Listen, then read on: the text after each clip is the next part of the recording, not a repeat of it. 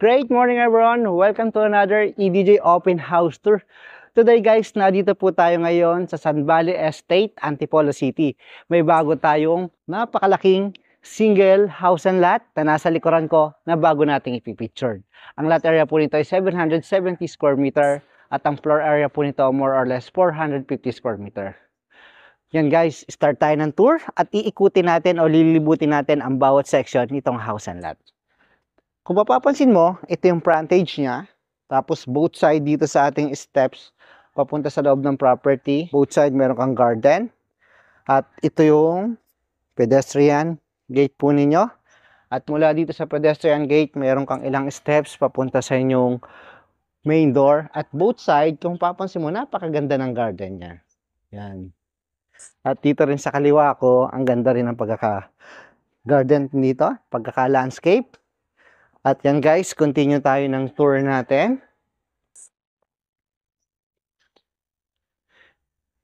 Ito po yung porch and huge door. At bago tayo pumasok dyan, ito meron ka ditong balcony sa harap ng house and lot mo. Mula dito, makikita mo yung right easement ng property. Naiikutin natin yan. Mula dito, papunta po doon sa inyong backyard. Yan guys, ito yung huge and large main door. Made po ito gawa po ito sa Nara. Itong hardwood door na ito.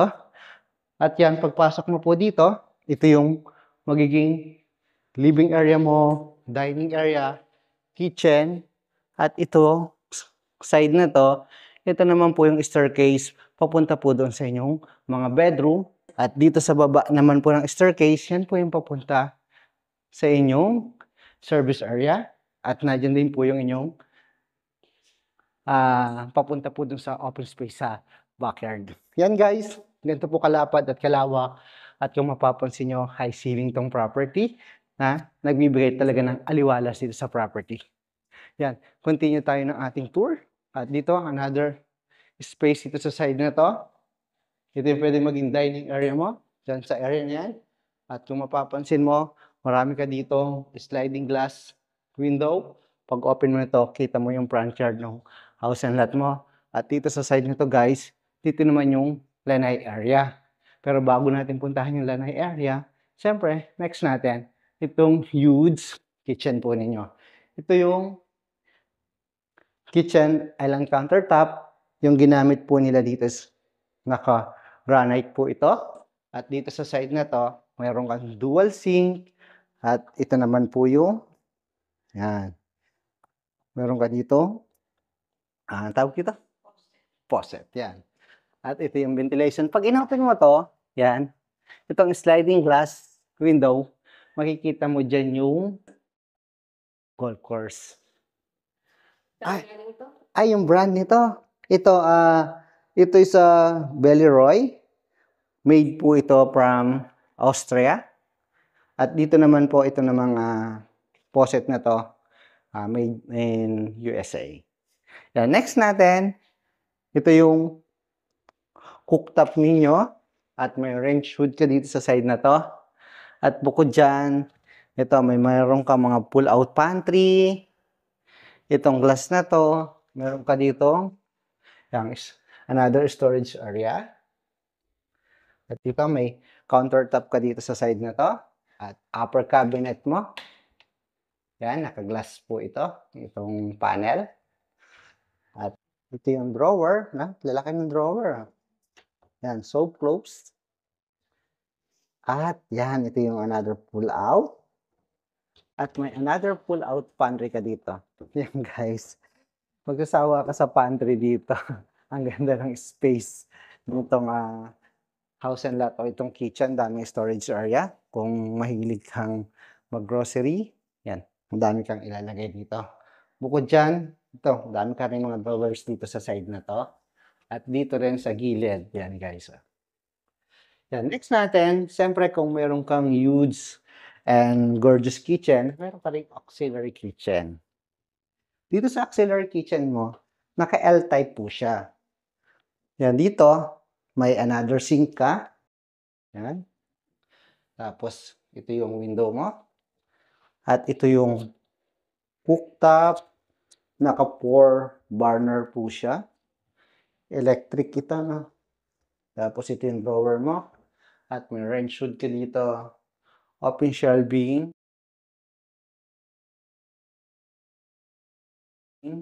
At dito sa side na to, yan, meron kang magandang pantry. Yan. Yung countertop mo dito is hardwood ang ginamit. Yan, labas na tayo dito. Nakita na natin yung pantry, auxiliary kitchen. Ay, yan, thank you. Meron ka ditong double door na ref. Yan, kasama na yan.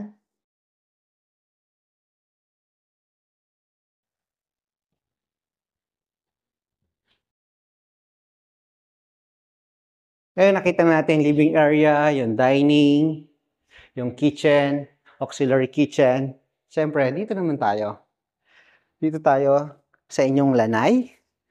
Ito, may lanay area ka. Dito sa lanay, itong side na to, yan, makikita mo yung front yard ng property. Dito sa side na to, yan, naka-landscape na yan. Tapos dito naman, ito yung left side ng house and lot. At diyan, makikita mo naman dyan guys yung golf course. At dito, continue tayo. Pag open mo nito, sliding glass door at itong screen. Ang ganda ng screen niya, oh. Matibay, no? Makapal. Saka yung klase ng brand o materials na ginamit. Quality talaga. Meron kang open deck dito sa side na to. Yan, papunta dun sa backyard ng house and lot mo na napakalawak ng open space doon. At ito yung na-mention ko sa inyo. Ito yung left yard ng house and lot. Ikutin natin yung side na yon. Tapusin lang po natin dito sa area na to o sa section na to. Yan guys. Imagine mo meron kang gantong klase ng house and lot dito sa loob ng Sun Valley. High ceiling, branded yung mga materyales, 770 square meter ang lot. Katabi lang siya ng golf course at makikita mo yung golf course talaga. At yung mga ibang naglalaro din dyan sa area na yan. At dito, itong door na to, siyempre hindi ka mawawalan. Dapat meron kang powder room. Sa powder room mo, ito yung toilet. Yan, meron ka ditong window. At ito yung sink.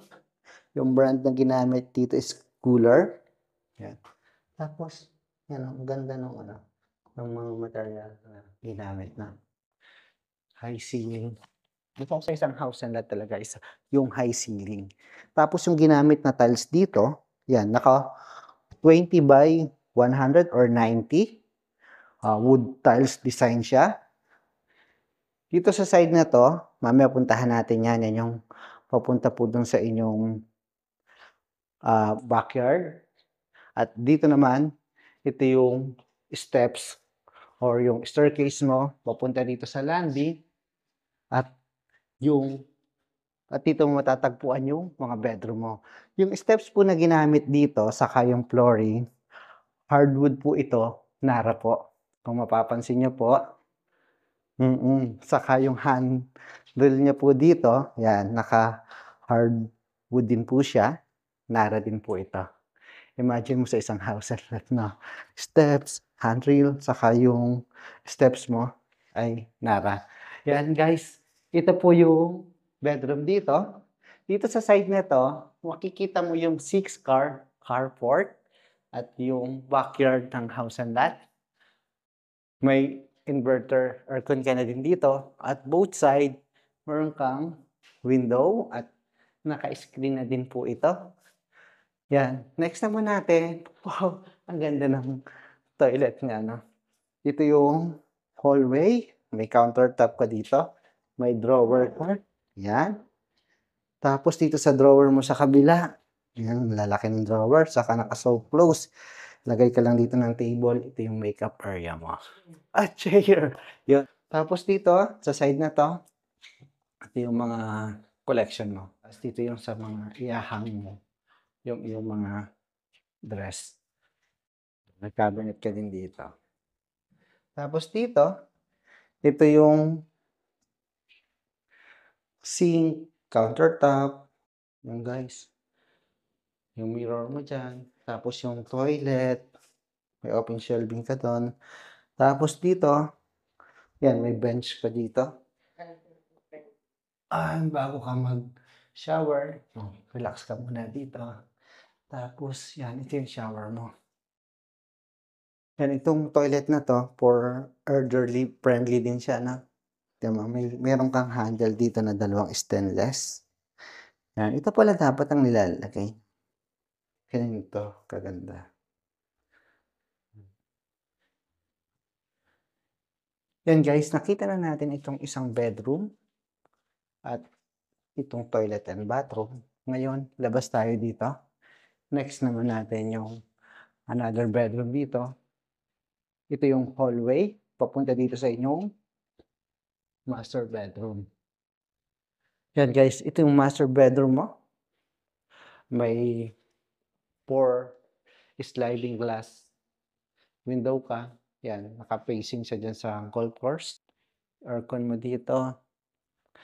Tapos yan, pag dito ka, kita mo yung front yard at yung carport doon. At saka yung alfresco dine-in na doon din sa baba, kita mo din. At yan guys, dito na tayo. Dito muna tayo sa inyong walk-in closet. Hindi siya nagkakalayo ng design dun sa isang bedroom, pero mas malaki lang ito yung kanilang walk-in closet dito. Tapos, yan, siyempre meron ka pa dito. Ito yung shower. May bench. Dapat talaga meron ka palang ganito talaga, no? Bago ka mag-shower, no? Yan. Pwede ka magpalagay ng ganito.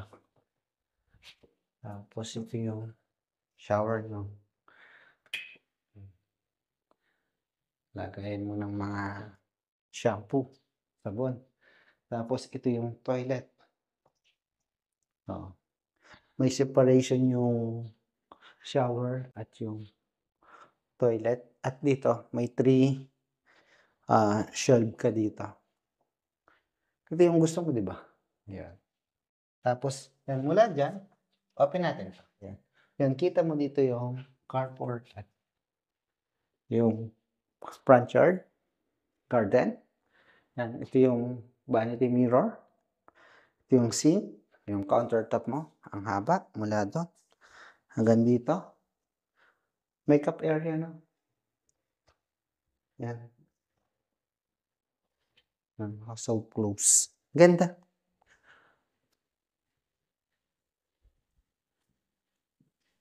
Puntahan naman po natin yung ibang section nitong house and lot. Sa mga nagtatanong po, gaano ba kalayo ang Sun Valley Gate mula po sa SM City?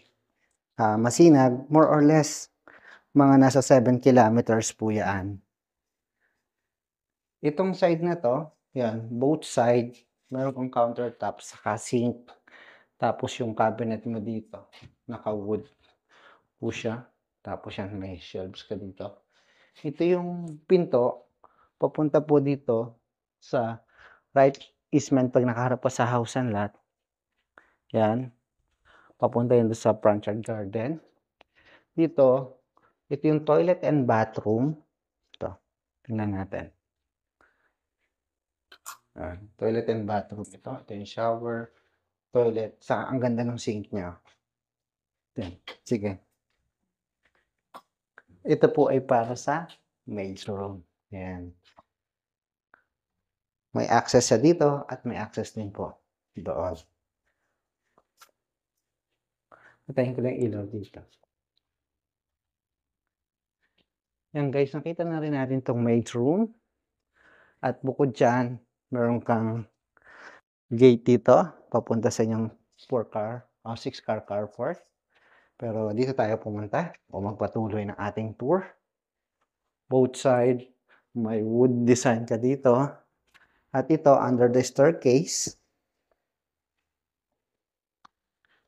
Ang ganda na. Meron kang storage area dito. Sa ilalim ng hagdanan mo. Yan. Tapos yung taas nito, parang yung open deck. Marahil, no? Hindi. Parang, parang open deck.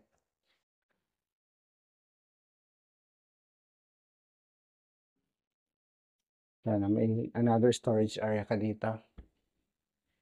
Yan guys, ito pwede ka mong ilagay yung refrigerator dito sa area na to.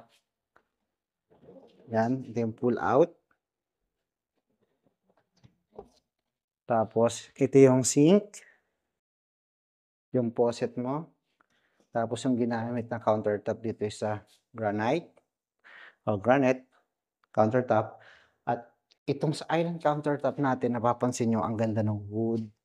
Ang kapal-kapal niya, no? Acacia po ito. Itong wood na ito.